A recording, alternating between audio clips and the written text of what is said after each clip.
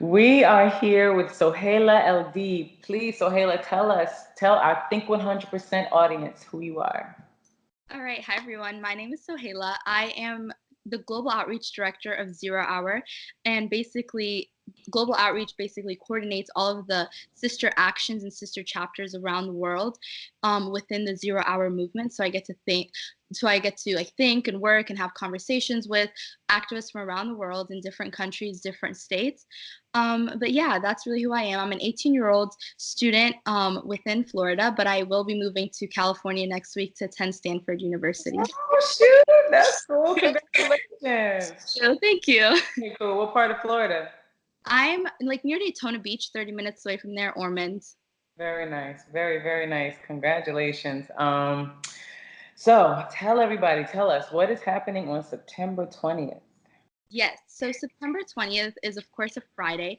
And like honestly, anywhere you read about these strikes against the government or against like state legislators because of the climate crisis. So this has happened for a year now. Greta, who is an activist from Sweden, started striking on Fridays. So this Friday on September 20th, youth from basically around the world are striking from not going to school, sitting outside their local legislation like office or meeting place, and they will be striking in accordance to the UN summit that's happening that following Monday, where all of the national leaders from around the world are meeting to have conversations regarding the future of the youth. Why is your organization taking part in this? So our organizations, basically our mission statement is to highlight frontline youth within the climate crisis and basically put people who aren't originally within this conversation on the front line to speak their opinions. So specifically people of color, specifically Indigenous youth, specifically people who have had experience, let's say like a hurricane or a natural disaster that have affected their lives, and they have been in an underprivileged situation to rebuild themselves. So being with a mission statement this strong, we want to make sure that with an event this big around the world, that those people are leading their strikes, as well as highlighting our platform and our mission statement from their states and from there. Why is this strike happening now? Why is it important for it to happen now? All right. So, with the UN climate report specifically that was just released within this year, stating that we have 11 years to basically reverse irreversible consequences of the climate crisis, we felt the time is now or never. Mhm. And secondly, like with Greta and a lot of like the lawsuits that are happening within the United States specifically, we are finally catching a little bit of the mainstream media and like just national or international conversation. People are starting to speak about these strikes that are happening. People are starting to speak about all of these marches, these rallies, these die-ins, and it's perfect to strike right before the UN climate summit, where supposedly they're supposed to take decisions that will affect this whole climate justice issue as well as the future for us, the youth. That is so true. That's good. That's good. How did you become involved in this movement? What inspired you to step up? Was it personal? Did you know somebody who was on the front line maybe, or did you go through something personally? Definitely. I was originally born in Egypt and I lived there. Oh, wow. So born and raised, yeah.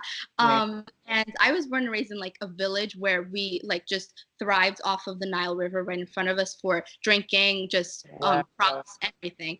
And basically, like once I immigrated here and now visiting Egypt every once in a while, seeing like this Nile River that we thrived off just transition into like just honestly it's just disgusting, and just seeing like people who originally like lived and thrived now becoming sick and just looking for other sources of income or other sources of food is heartbreaking, as well as other factors.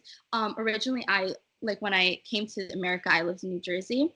We were hit by Bayonne, New Jersey. You're from I'm New from Jersey? East Orange, yeah. Oh wow. Yeah. So yeah, Hurricane Sandy 2012, Mhm. exactly. That like we were surprised out of all the states, New Jersey was hit really hard, and we lost like practically our home Wow. to Hurricane Sandy. Yeah. And it was insane. So that happened, and rebuilding that was so costly, as well as like effects on school and education, because we got our spring break taken away. We got 2 weeks of school taken away. So just seeing that before my eyes, and then coming to Florida and just being hit by hurricanes, like 4 hurricanes within the past 2 years. And now going off to California, thinking about forest fires, earthquakes, it's like a threat that's been following me throughout my life.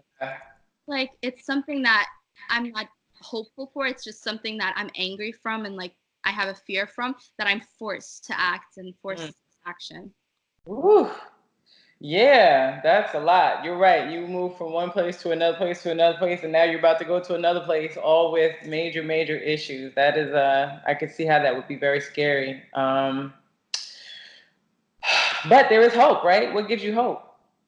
Yeah, that question like spirals always like ironic feelings within me. It's like these things that make me angry also kind of give me hope, because it's like I have some sort of power in my hand, or like some sort of inspiration within me to kind of reverse these things that I face, and just hopefully, like, you know, help others to not have the same experiences. But also the especially specifically the intersectionality of 0 hours specifically gives me a lot of hope, because we're putting on the front line, or just like in people's faces, things that might make them feel uncomfortable, and things like that inspires me to keep moving, because we're bringing into this issue other factors that should be taken into account, and other factors that need to be taken into account in order to find a solution, hopefully, that will help everyone. So just honestly, like, any climate organization should be a part of the strikes that are happening. So reaching out to a local climate organization, asking to get involved, but also going to strikewithus.org and looking at the strikes. There are strikes happening, and they're mapped with like pinpoints around the world, and you can reach out and contact the lead organizer and get involved. So that's also one way. Or just reaching out to 0 Hour, like DM us through Instagram, DM me, or just any of the organizers, because we're constantly trying to connect you with strikes. And if there isn't one, you can start one yourself. It's so easy and so simple. That's awesome. Okay, and so then after the strike, after we're all out there and our voices are heard and we make our little stance on September 20th, then what? What's next? Yes. So everyone is talking about the 2020 election, and that's what we're going to be talking about too. So getting involved within the 2020 election, and even more importantly, just local and state elections, because those people really voice their opinions. So definitely working to, lobby a lot of our representatives and our legislators towards climate policies. And let's say, like, what age group you're in, you have a kind of like a responsibility. So let's say you're a college student, you can get involved with the divestment movement within your college campus, and, you know, help encourage your college campuses to divest from fossil fuel money. But most importantly, like, educating yourself after the strike. You know, it's one thing, these movements get a lot of attention, but have we really done the job if people aren't like educated and they take away something from these strikes? So definitely, like, following up with people, making sure they've gotten the message, and fully taking them in and making sure that they're involved within like the organizations, their local organizations. And I mean, I always say start local. It's one thing like that we have all these big green movements, and like these big movements with huge followings. They're doing, like, you know, the big awareness and education movements, but start local and see what problems you have locally. Like, let's say Ormond Beach, like, I'm noticing like not a lot of recycling programs, things like that, that only I can speak on, or I can take action on. That's like the biggest impact you can have if you start locally and focus on local problems. That's really good stuff. So now that we've touched all the important things, let's have a little fun. So I'm gonna ask you some rapid fire questions. What is your favorite pizza topping? Oh my gosh, should I say pineapples? I think I'm gonna Everybody loves pineapple pizza. I love it. All right. That's great. That's great. What's your favorite movie? Ooh, oh gosh. Before the flood, yeah. Okay. Leonardo DiCaprio documentary. Yeah. Well, okay, then I guess I know what the answer to that next question is. What's your favorite climate documentary? Is that it? Yes, definitely that one. I love that one. Before the flood. Very cool. Who's your favorite musician? Ooh, I would definitely say one of my close friends, Ariel Martinez. She is one of the directors on Zero Hour, and she makes specific music for the climate justice movement. Yes, okay. definitely look her up. I gotta check her out. Yeah, for sure. What's your favorite March chant? Oh, oh, it's like ho. It's, oh my gosh, how good? It's like ho ho. These fossil fuels have got to go. Yeah, Oh, these fossil fuels have got to go. That's right, they do. I love it. Um, Yes. what's your top three climate Instagram accounts to follow? Okay, Zero Hour, of course. Zero. No, Zero Hour. At This Is 0 Hour, right? At This Is Zero Hour on Instagram, Twitter, and Facebook, all of them. Greenpeace USA also, and I would say Greta Thunberg. Like her Instagram itself is just so inspiring. Yeah, she's awesome. And lastly, besides activism, what's your favorite pastime? Oh, wow, I forget about those sometimes. I'm so like involved in climate justice. I used to play the violin and flute, so definitely, Oh, yeah, definitely, okay. yeah. That's very cool. That's very cool. Um, Thank you so much, Sohayla. It was Oh, amazing talking to you. thank you so much.